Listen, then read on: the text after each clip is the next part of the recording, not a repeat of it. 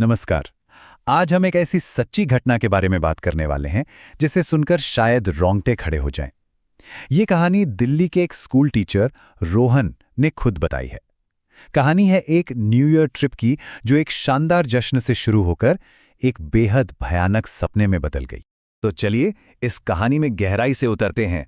देखिए, ये सिर्फ एक डरावनी कहानी नहीं है, बल्कि इसमें एक बहुत बड़ा सबक भी छुपा है। जैसा कि यहाँ लिखा है, पूरी कहानी सुनने के बाद ये समझ आएगा कि पहाड़ों में घूमने जाते समय कौन सी गलतियां कभी नहीं करनी चाहिए।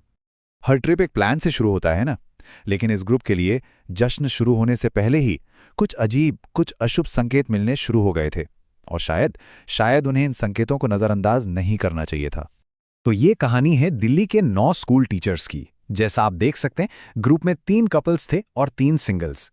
पर इस पूरी घटना के सेंटर में जो लोग थे वो थे 5 खास दोस्त: रोहन, दीक्षा, रिद्धि और उनके पार्टनर्स। इनका बॉन्ड सबसे गहरा था। तो पहला अजीब संकेत रोहन के साथ जुड़ा था।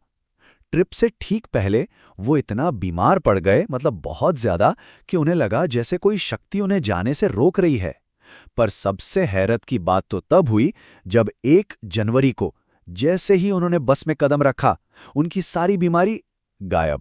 वो एकदम फिट महसूस करने लगे। अजीब है ना?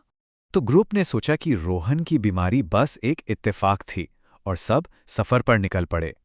लेकिन जैसे ही उनकी बस पहाड़ों के रास्ते पर चढ़ी, वो जो छोटे मोटे इत्तेफाक थे वो अब सीधी और डरावनी चेतावनियों में बदलने लगे। रात के करीब 11 बजे बस एक ढाबे पे रुकी। रोहन वॉशरूम गए और उन्हें एकदम साफ महसूस हुआ कि कोई उनके ठीक बगल में खड़ा है, पर वहां कोई नहीं था। और तभी एक ठंडी सी कानों में फुसफुसाती हुई आवाज आई, "वहां मत जाओ, खतरनाक है।" रोहन ने डर के मारे पलटकर देखा, पर वहां सन्नाटे के सिवा कुछ भी नहीं था। उस वॉशरूम वाली चेतावनी के बाद तो जैसे घटनाओं की लाइन लग गई। पहले तो बस में एक बुजुर्ग महिला उनके नाच गाने पर बुरी तरह चिल्लाई। फिर रात के 1 बजे, और ये उनकी सबसे बड़ी गलती थी, ड्राइवर के लाख मना करने पर भी ग्रुप ने जिद करके बस एक घने काले जंगल में रुकवा दी। और बस के दोबारा चलने के कुछ ही मिनट बाद दीक्षा पर हमला हो गया। हुआ ये कि दीक्षा अचानक बस के फर्श पर गिर पड़ी। वो अपना गला ऐसे पकड़ रही थी जैसे कोई उसे घोंट रहा हो, कोई जो दिख नहीं रहा। जब तक वो संभली, उसकी गर्दन पर किसी के हाथ की उंगलियों के 4 साफ निशान छप चुके थे।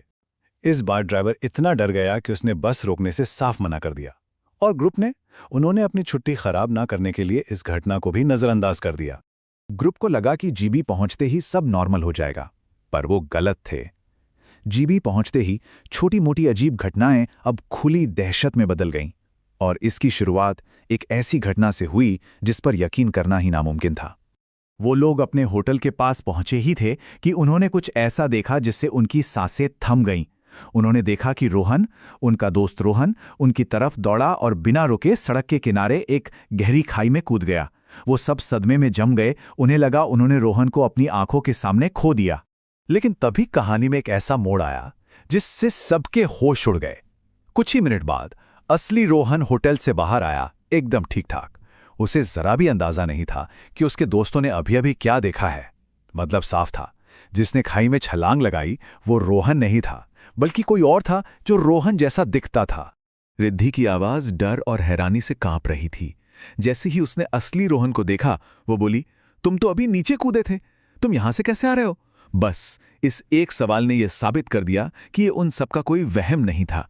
वाकई कुछ बहुत ही गलत हो रहा था। और फिर वो रात आई जो इस कहानी का सबसे भयानक हिस्सा है। रिद्धि अचानक पागलों की तरह रोने लगी।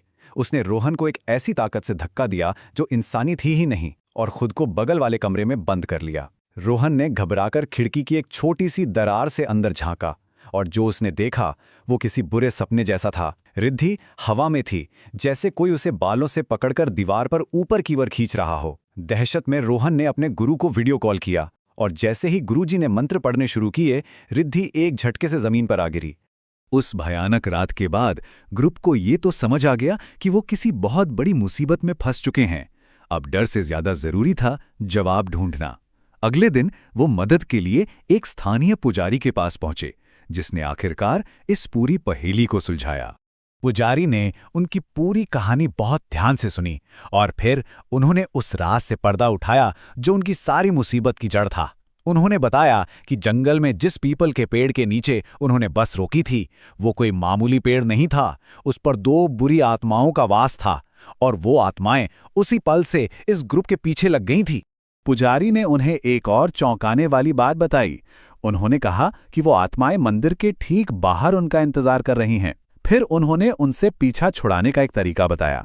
सभी को अपनी कलाई पर एक पवित्र धागा बांधना था और एक साथ बोलना था, जो हमारे साथ हैं यहीं रहें और हमें जाने दें।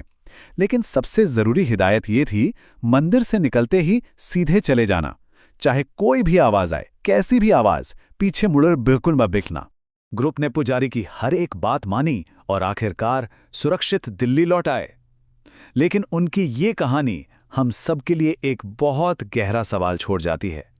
जब हम किसी नई जगह पर घूमने जाते हैं तो वहां के अंधविश्वास और एक ऐसी सच्ची चेतावनी जो शायद हमारी जान बचा सकती है, उसके बीच फर्क कैसे करें? ये सोचने वाली बात है।